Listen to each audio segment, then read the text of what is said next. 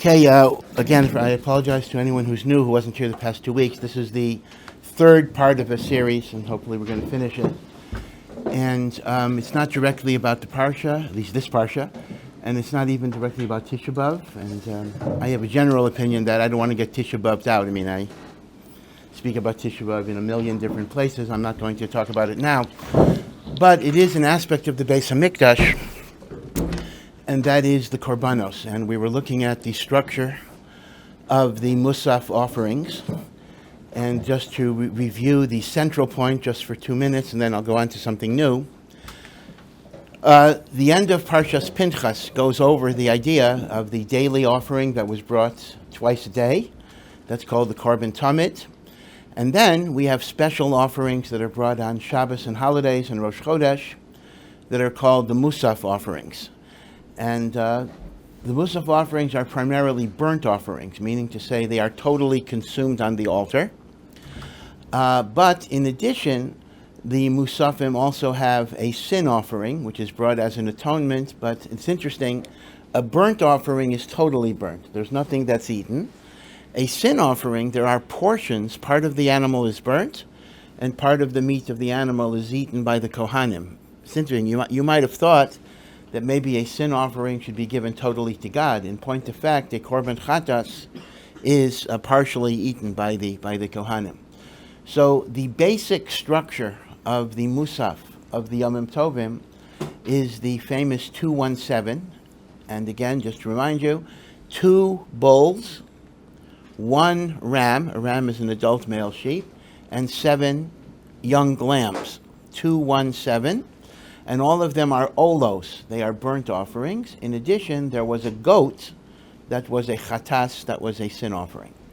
And I had mentioned from the Saporno that the significance of the 217 is parim, bulls are very powerful, and they represent the 2 primary feelings I have in my service to God, and that is love of Hashem and fear of Hashem. Now, fear does not mean I'm scared. Fear means reverence, means awe. And in every person's avodah, there has to be a combination of avas Hashem and yiras Hashem. And these korbanos are a symbolic way of expressing and bringing out that particular idea. The ram represents the ways that we emulate God, and there are 2 different roads that God has. God sometimes has rachamim, and God sometimes has din. But of those 2 roads of God, we only emulate the path of rachamim. We don't emulate the path of din. So when God says, you should walk in my ways, that only refers to rachamim, that does not refer to vengeance or other aspects that God can do, but that we cannot do. And finally, sheep, that represent blindness, is blind obedience, that I obey Hashem even if I don't understand what Hashem's will is. And the number 7 is symbolic of the totality of time, because time in Judaism moves in cycles of 7. Right? You have 7 weeks, and then you start over again. So 7 represents time, and the lamb represents unconditional submission, unconditional obedience through the cycle of time. Meaning, although Judaism does want us to understand, Judaism wants us to learn, Judaism wants us to try to see the meaning of God's commandments. But at the end of the day, even when we don't have that knowledge, we have to submit to Hashem unconditionally. And I had mentioned, again by reviewing very quickly, that this was the essence of Matan Torah, whereas Matan Torah, we said, Naseh v'nishma, we will do and we will learn, meaning our commitment to doing precedes our knowledge. And even putting on tefillin every morning, except on Shabbos, you first put on your hand tefillin, then you put on your head tefillin. Your hand tefillin is your power of action. Your head is your power of thought.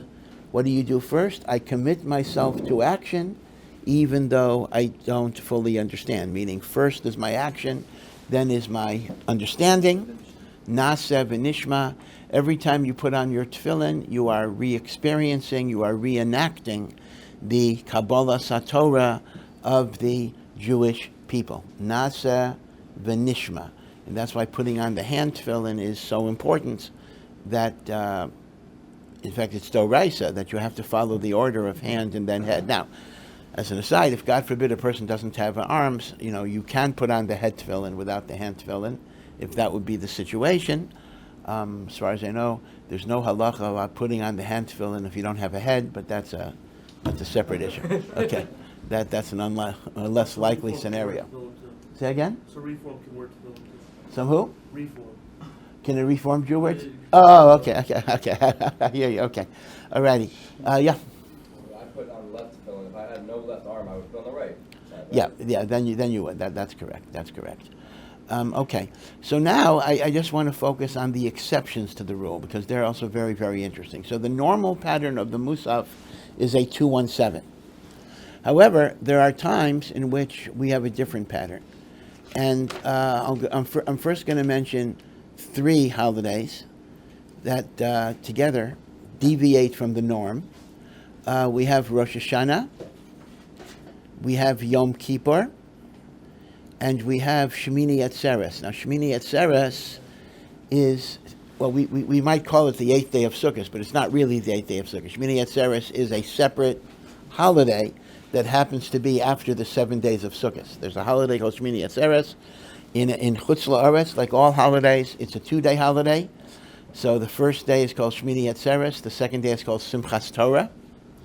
In Eretz Yisrael, where we don't have 2 days of the holiday, so Shemini Atzeres is Simchas Torah. It is not Sukkot. In Israel, it's easier to see that. You see, in Chutz La'aretz, because of calendrical doubt, there are things we do on Shemini Atzeres that are still like Sukkot. People will sit in the sukkah without a bracha, etc.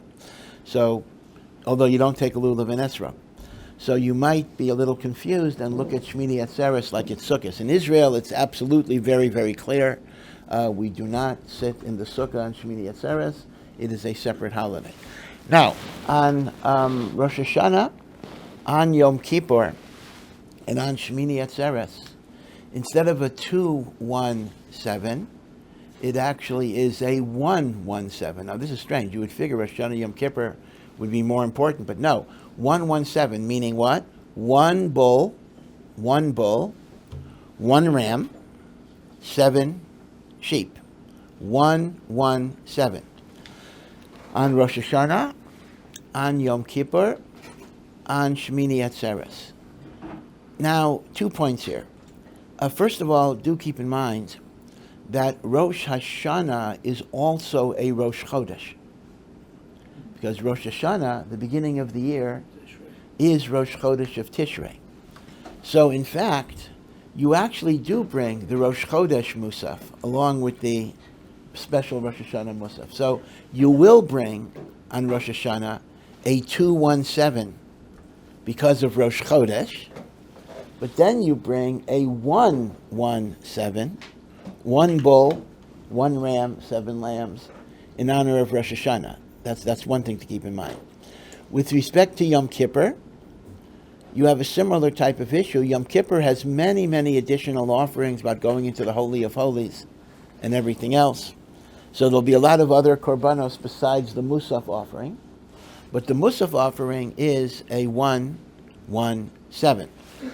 Shemini Atzeres, all you have is the Korban Tamid and the Mussaf, right? There's no other additional offerings. So why would we go down to a 1-1-7 instead of a 2-1-7? So here the Seporno says very interestingly that if you look at the parim as expressions of the dominant emotions of Avodat Hashem, which is love of God and reverence and awe of God, there may be special times of year in which one of these emotions predominates over the other emotion. Now, what do we call the so-called high holidays, right? What is the Hebrew term? It's not so far. What do we call the high holidays of Rosh Hashanah, Yom Kippur? Well, we call them Yamim Noraim. Yamim Noraim means days of awe. The dominant emotion that one has on Rosh Hashanah and Yom Kippur, although there is joy and there is love, certainly, but the dominant emotion is one of trepidation, awe, reverence, that you're standing in the presence of God, that God is judging us, who will live and who will die. In fact, if you look at the tenor of the prayers of the high holidays, you see that they are filled with this sense of trembling. Remember maybe the most famous prayer of the Yomim Noraim is Nisanet Tokef. Nisanet Tokef is a poem that is said in the repetition of the Shemona Esrei of Mussaf for the 2 days of Rosh Hashanah and Yom Kippur, which expresses that even the angels in heaven are quaking and shaking over the ominous judgment of God, that who will live and who will die, right? The whole thing. Who will fill their allotted times, who will not, who will perish by fire, by water, by all of these different things. I think there's a song by Leonard Cohen that's based on Nisana Tokef, right? Who by fire, who by water, or whatever it is. So consequently, if normally we live our lives in the balance of love and awe, on Rosh Hashanah Yom Kippur, the awe predominates. And that is why the ram and the lambs are still the 1 and the 7. They remain the same in terms of emulation and in terms of obedience. But in terms of the parim that represent the dominant emotion that you have, we only have 1 par instead of 2 to emphasize to us that unlike the normal balance of ava and yira, this is a zman where we emphasize yira even more than ava. Yira doesn't mean to be scared, although there's a component of that as well. It's primarily awe, reverence, and the like. And that's why, now that's not Shmini Atzeres yet, that's why Rosh Hashanah Yom Kippur, which are the days of awe, the dominant emotion is fear, yira, and that's why it's 1 par instead of 2 par. Now, by the way, that's also why the Gemara asks the question, why don't we recite Hallel? Right, we recite Hallel in every Yom Tov, the special chapters of Tehillim that are Hallel. But we don't recite Hallel on Rosh Hashanah and Yom Kippur.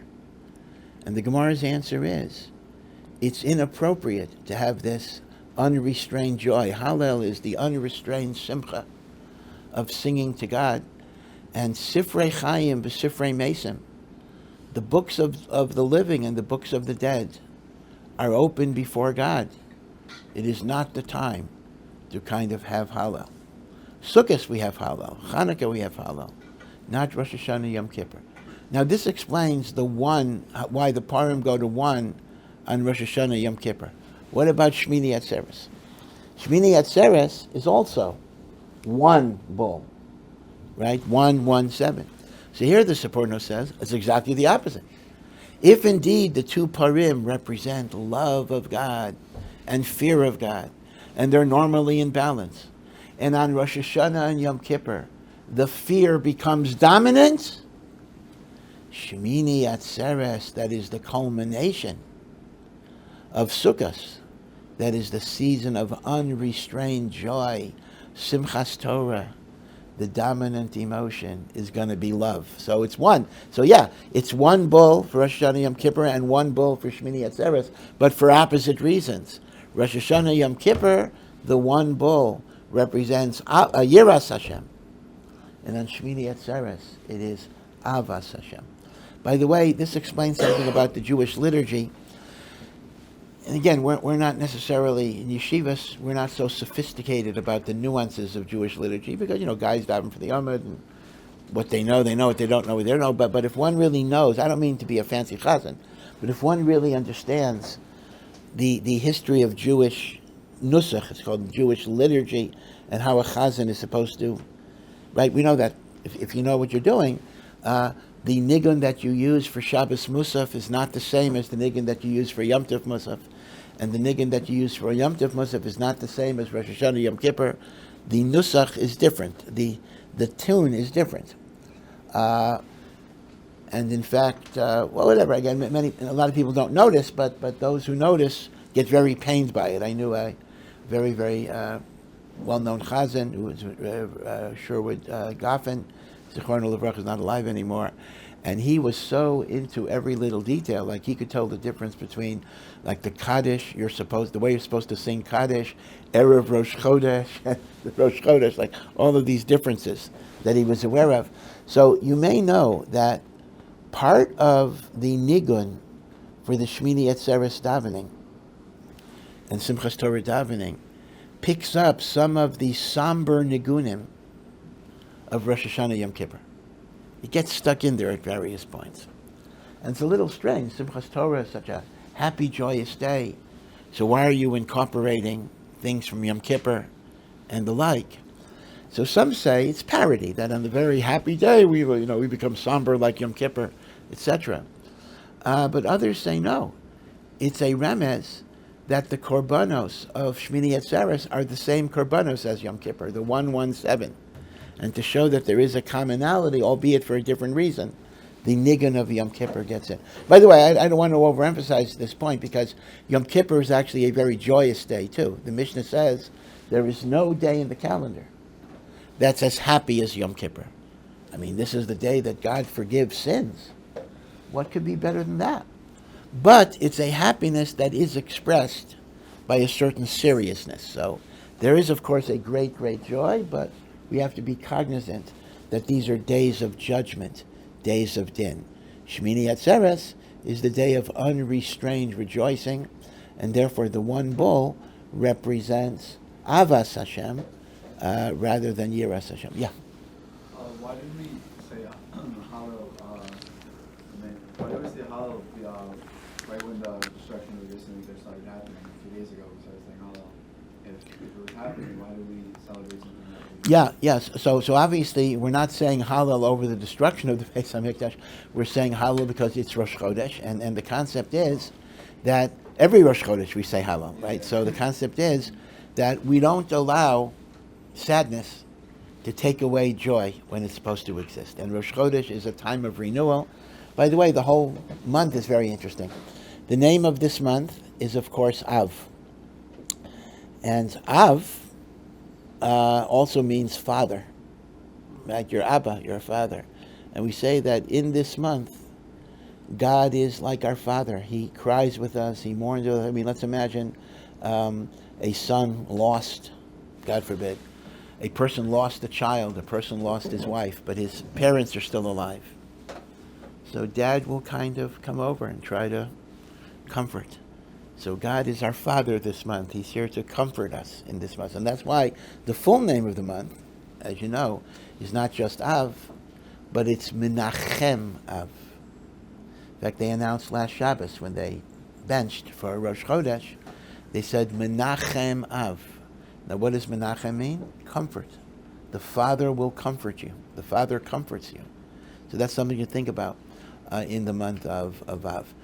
There is indeed a Talmudic tradition that at least one of the names of the Mashiach will be Menachem, comfort, and I don't want to get into any Chabad issues, which somehow always pop up. I don't know why, but of course the Rebbe's name was Menachem. But I mean, there are other Menachems too. That's not a proof of anything, but nevertheless, it is the name of Mashiach that is said to be Menachem, and. Well, maybe so. Maybe you'll get it. It's brought down. Eliyahu HaNavi comes to every bris, right? Elijah comes to every bris. In fact, there's a special chair at a bris that is set aside for Eliyahu HaNavi called the chair of Eliyahu. And before the baby is given to the sandik to hold on his knees, the baby is seated on that chair just for a second, as if to say Eliyahu HaNavi is holding the baby. So, and that this is indeed our Messiah. So the question is, why does Eliyahu HaNavi come to every bris? Why? It's a lot of traveling, a lot of responsibility. Comes to every Pesach Seder, although he doesn't drink. I know generations of parents have told their kid, watch the cup, and then they jostle the table and the wine. See, Eliyahu HaNavi took a drink. Okay, I don't think there's any source, I may be wrong, that Eliyahu HaNavi drinks, but he does come to every Seder, and he comes to every bris. So one interpretation is because at one point he was very angry at the Jewish people, and he said to God, they don't keep your bris, meaning your covenant. So God says, oh yeah, you're going to go to every bris and see how they keep the bris. But others want to say this. What is Eliyahu Navi's function? He's the one who will announce Mashiach. So every time a Jewish kid is born, maybe he's Mashiach. Eliyahu Navi has to check him out. Meaning, any one of us, again, in a figurative way, can be Mashiach. And I don't mean to say necessarily, we will be Mashiach, but we can be the ones who bring Mashiach into the world. Every one of us. And you never know what's going to be the straw that breaks the camel's back. So it's not going to be you alone that's going to bring Mashiach. It'll be all of the generations that came before. Right? People ask the question. It's a good question. On one hand, we say all the generations are losing spirituality, meaning we're going down. Right? We're not as great. Even our Gedolim are not as great as the Chafetz Chaim, and the Chafetz Chaim was not as great as Rebbe Kiva Eger. We've gone down. Since Matan Torah, everything's been going down. So this is called Niskatnu Hadoros. This is why I can't argue on the Gemara, for example. Why can't I argue? The answer is because we're down. We're spiritually inferior. So that's a well-known idea. So the question is, so how on earth are we supposed to bring Mashiach if those earlier generations that were so much greater than us were not able to bring Mashiach? I mean, if we're going down, then how can we accomplish what they didn't accomplish? So there are two answers to this. One answer is, when we say we have to try to bring Mashiach, it doesn't mean we. It's a cumulative effort that has been going on for thousands of years.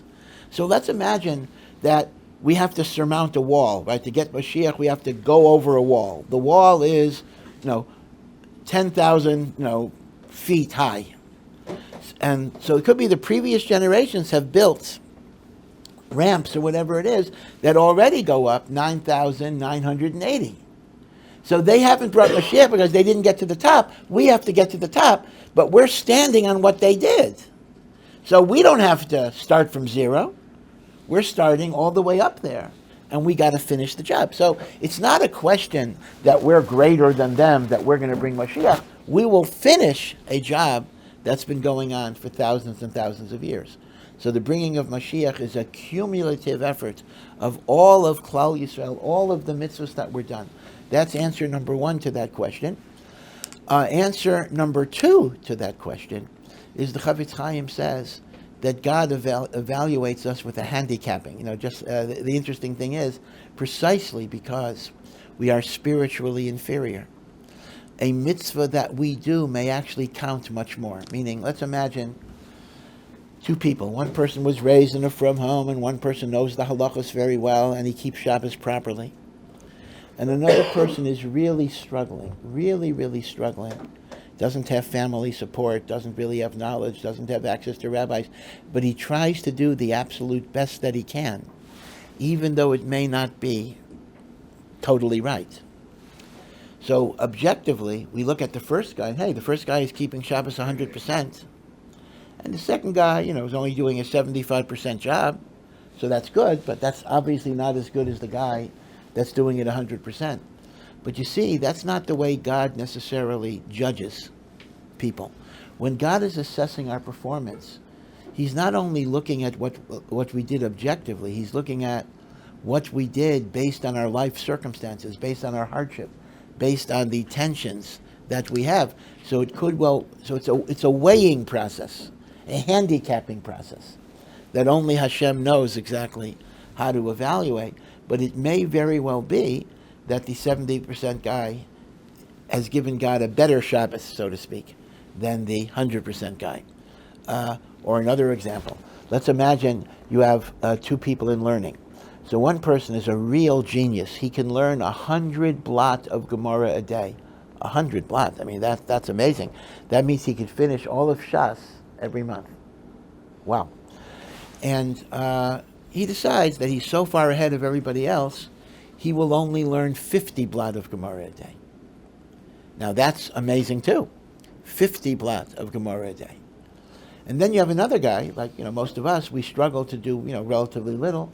So let's assume you're able to do a page a week, or even less than that.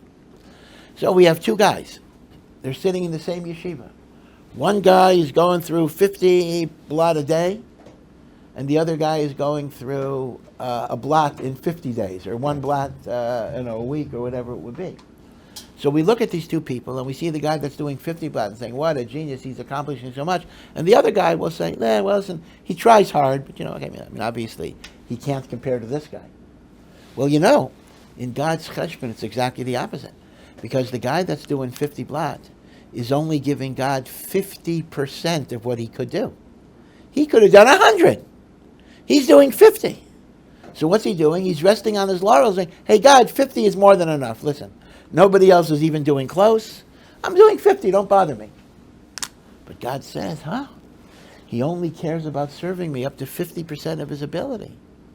As opposed to the other guy, who may be only doing like one page a month. He's giving Hashem everything he has. I mean, none of us are 100%, but he's giving Hashem much closer. So you see, Hashem looks at efforts, not necessarily tangible accomplishment. So therefore, the Chafetz Chaim said that even though the earlier generations were greater than us, we can bring Mashiach because Hashem may count our effort even more. So those are the two answers, how we bring Mashiach. Answer number one, it's a cumulative effort. We are simply on the shoulders of those who came before us, so we just have to bridge a small gap. And the other answer is, there is a handicapping to our efforts that may make our mitzvos very powerful. I've told the story before. Sometimes it's a little controversial. I used to be, years and years ago, 1980s, I was involved with NCSY as an advisor. NCSY, I hope you're familiar with, wonderful youth group that brings high school kids and actually even elementary school kids to Yiddishkeit. NCSY has its issues in the yeshiva world. It is a co-ed organization. Officially, they do try to keep the halachas of tznius and the like, but these are public school kids, so obviously tznius is not 100%. And of course, singing is a very big thing. So Kolisha issues are going to be problems. So, there are problems, so to speak, but I can tell you, and I don't know if any of you have benefited personally from NCSY, but NCSY is just a wonderful, wonderful medium. I remember the first time, I was already married when I got involved, the first time I went to an NCSY Shabbaton, because the head of NCSY wanted me to get involved. So I was really, really very taken aback, because all I saw were these 9th grade kids running around like chickens without a head. They were screaming and fooling around, and I said, this is gonna make them from. This is gonna make them learn Torah. I thought it was just another waste of time fooling around, and I didn't necessarily want to go back. But then over the years, I noticed those same kids who were like wild and running around eventually became B'nai B'nos Torah, people who were learning and like. Of course, there were new wild kids who came in, same thing. But then you realize that this is a process. This is kids growing up, kids maturing.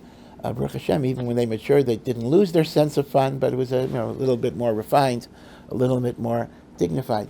So NCSY is kind of a formula that they follow when they have a Shabbaton. And Motzei Shabbos, they have a kumsitz. Kumsitz, everybody sits in the dark, they close the lights after Shabbos. They have Havdalah with, we have a little bit of it here, but NCSY has kind of perfected the art of the Havdalah kumsitz. And in the dark, students get up, or kids get up, and they tell their life story. They tell their, like we used to call it, true confessions. They'll tell their story, and some of them are quite emotional. It could easily bring you to tears. It's brought me to tears a number of times. So I remember this very, very clearly. About a 14 or 15-year-old girl got up, and she started talking about the fact that not only are her parents not religious, but her parents don't want her to keep Shabbos, and they stop her from keeping Shabbos. I don't know how she got away for this. And she mentioned she cannot make Kiddush at home, she cannot light Shabbos candles at home. So what she does is, every Friday night at 11 p.m., after her parents are asleep, she goes into the bathroom. She takes out her hidden Shabbos candles. She lights the candles. She makes a bracha. She makes Kiddush, like in the bathroom. Then she blows out the candles. Then she turns on the fan so there won't be any smell of smoke. And this is what she does to keep Shabbos. Now, If I were testing you for smicha in Hilchos Shabbos, I could actually give you a test. Tell me how many sins were committed in here. Let's identify the averos. It's a test, This and that. Everything is wrong. Lighting the candles when it's Shabbos, turning on the fan, blowing them out, making a bracha in the bathroom. I mean, it's Chilul Shabbos after Chilul Shabbos. Right? So I can look at this woman, I could look at this girl and say, what an idiot. Her Shabbos is worthless. And not only is it worthless, it's full of averos. It would have been better if she would have just gone to bed and forget about it. But I can't speak for God. That's emes. But I wonder how Hashem looks at this. Here you have a girl who's living in a home that the parents are not just non-religious. You can have a non-religious family that is at least supportive of what you're doing. And Baruch Hashem, I think most of the time, we kind of have that. But for whatever reason, they were anti. And what is she supposed to do? She's 14-year-old. She tried to serve God the best way that she knew. Do you think God is going to look at her and say, you are a sinner. You're going to go to hell? Or is it, you really, really, really tried. And your heart was so pure. So this is something to remember, that obviously we have to keep the halacha. There's no question we have to keep the halacha. And if he would have known the halacha, if he would have known, then indeed it would have been very wrong for her to do what she did. But somebody who acts out of pure sincerity, there's no question Hashem is going to value that person. And maybe, just maybe, that Shabbos full of averos that she did counted more than the comfortable Shabbos in my home where everything is easy to do and everything is easy to keep. And all of my friends and all of my family members are keeping Shabbos and I'm in Mea Sharim or whatever it is. My Shabbos is perfect. But maybe my perfect Shabbos would not be as perfect as the imperfect, very imperfect Shabbos that this person had. This is why, this is the source of many, many Hasidic stories. These are famous stories that they tell about the shepherd boy that wandered into Shul on Rosh Hashanah Yom Kippur. He didn't know Hebrew, didn't know how to daven, didn't know how to read any language really. But he knew this was a holy day, he wanted to pray to God. So in the middle of davening, he took out his flute and started playing the song, because this is the only way he knew how to communicate to God, was to play his flute on Shabbos or Rosh Hashanah. Of course, a flute is not a shofar, right? It's not a kosher shofar, right? And all of the Sifrei Chasidus say, on one hand, they wanted to kill him, not kill him, but they wanted to say, get this kid out of here. What is he doing in the middle of a service, blowing his flute? On the other hand, the Rebbe said that in Shemayim, this tore up all of the evil decrees against the Jewish people because of the sincerity. Or another story, again, this is a genre of Hasidic stories. I'm not sure if they're true, but these make a point about a person who just recited the Aleph Beis over and over and over and over again. Because he said, God, I don't have the words to talk to you. I don't even have the ability to read. I do know the Aleph Beis. You can take these letters and make them into words. I'll give you the alphabet. You kind of figure out the best arrangement of the words. And once, so he just said the Aleph Beis over and over and over again. And HaKadosh Baruch Hu arranged them into the words that would do the right thing. So these are things we think about. Again, I actually didn't finish the Mussaf thing. Okay, I'm going to have to somehow eventually finish it more. But as we approach the Korban Beis HaMikdash, the day of Tisha B'Av, we're in the 9 days already, which of course is supposed to be a bit of a sad and intense time. But let's remember too that the main reason why the second temple was destroyed in the year 70 is because of the hatred and polarization between Jews. That's called sinat chinam, hatred for no reason. And that exists very much today. It exists very, very much today in all segments of the Jewish people, including religious, and maybe religious even have a higher level because we care about things, and that's important, but sometimes that translates into sinat chinam.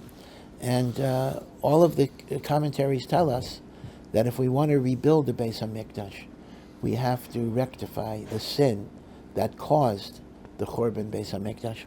And the Iker sin that caused the Korban Beis HaMikdash is sinat chinam. So Part of it is to appreciate the struggles of others. And I'll just end with a pasuk from Mishlei. And again, I probably said this pasuk maybe hundreds of times, so but I don't remember saying it here, but I'm sure I did. I quote it very, very often. Shlomo HaMelech wrote the book of Proverbs, and he is considered to be the wisest of all people. And he said, "Kamayim apanim el payim, kain leif ha'adam li adam." As water reflects the face that you show it, so too the heart of man reflects that which is shown. Meaning of the pasuk: when I look into a reflecting pool of water, the face that I see staring back at me will be the same as the face that I show the water. I show the face smiling, I will see a smiling face. I show the face frowning in anger, I will see an angry face. Right? Water will reflect back. Whatever you show it, so too the heart of a person reflects back whatever emotion you show that person. I show you love, respect, you will feel love and respect for me. I show you disdain, then you will feel resentment and disdain.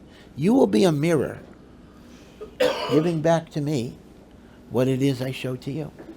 So now, let's imagine that you have soldiers in the Israeli army, you have non-religious Jews, and we demonstrate and we spit at them and we call them Amalek and we call them Rishoyim.